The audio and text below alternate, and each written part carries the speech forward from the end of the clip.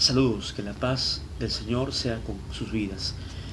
¿Cómo identificar a los falsos maestros del engaño, del error, quienes tergiversan seriamente la palabra de Dios? Se los pregunto. Voy a presentarles 5 razones por las cuales podemos saber a ciencia cierta que un hombre o una mujer está hablando mentiras. Aquí les muestro. ¿Lo tiene usted ahí? ¿Sí? Vamos a estudiar estas 5 razones a la luz de la Biblia. El apóstol Pablo habló en su anuncio revelado por el Señor de la presencia de estos engañadores mentirosos. En el tiempo de la era naciente, la iglesia primitiva, ya proliferaban estos farsantes, hombres y aún mujeres que distorsionan la sana doctrina de la palabra de Dios. Capítulo 4 de 1 Timoteo, en el versículo 1.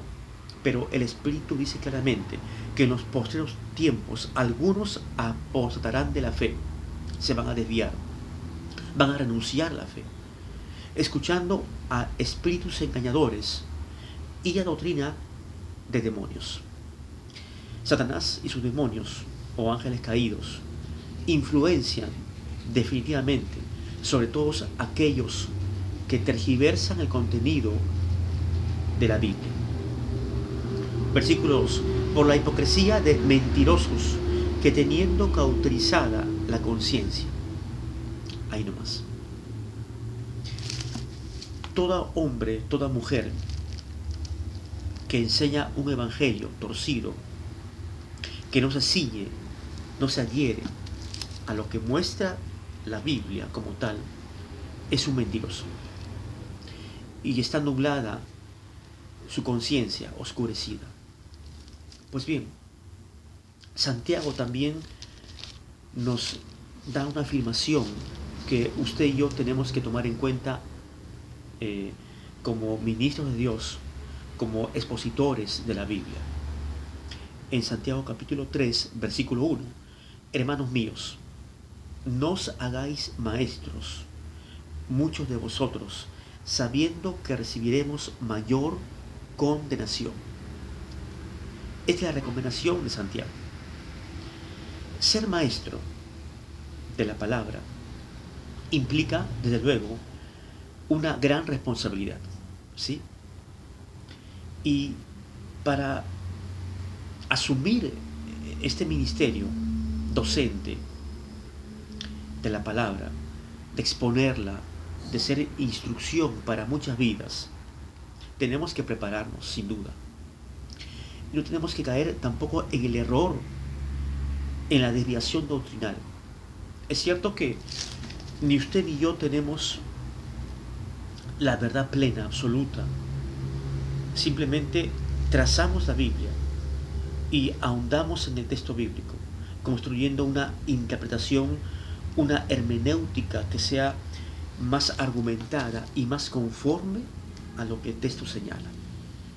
Dice, sabiendo que recibiremos mayor condenación.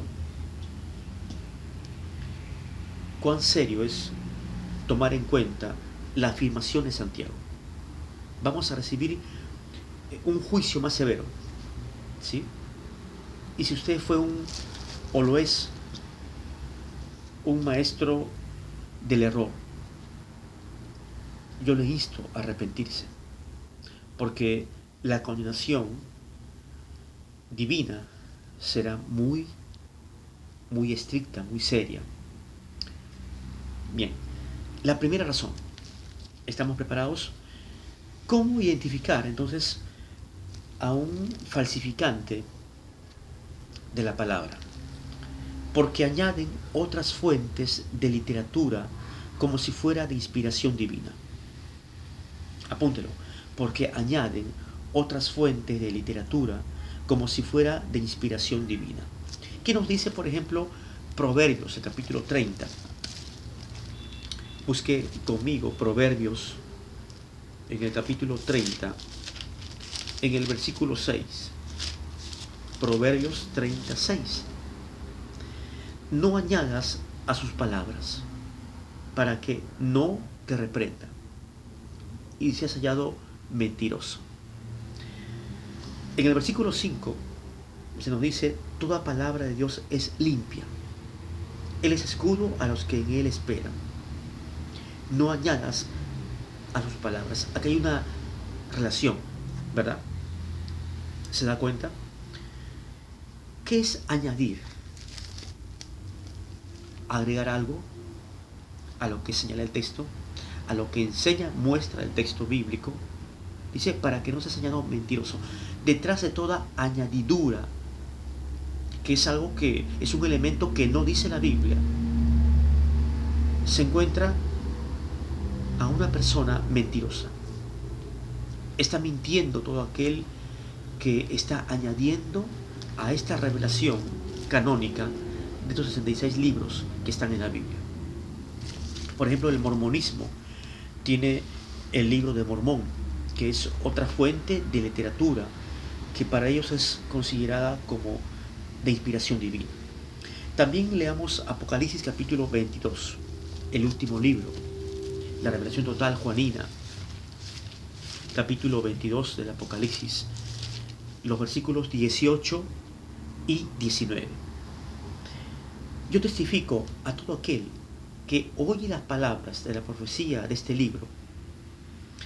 Si alguno otra vez añadiere la palabra ahí a esas cosas, Dios traerá sobre él las plagas que están escritas en este libro. Versículo 19. Y si alguno quitare de las palabras del libro de esta profecía, Dios quitará su parte del libro de la vida y de la santa ciudad y de las cosas que están escritas en este libro. ¿Cuál es la advertencia juanina? De que no podemos agregar al canon bíblico, ni tampoco quitar, sustraer. ¿Sí? Si yo, por ejemplo, soslayo, borro de mi enseñanza, de mi exposición homilética,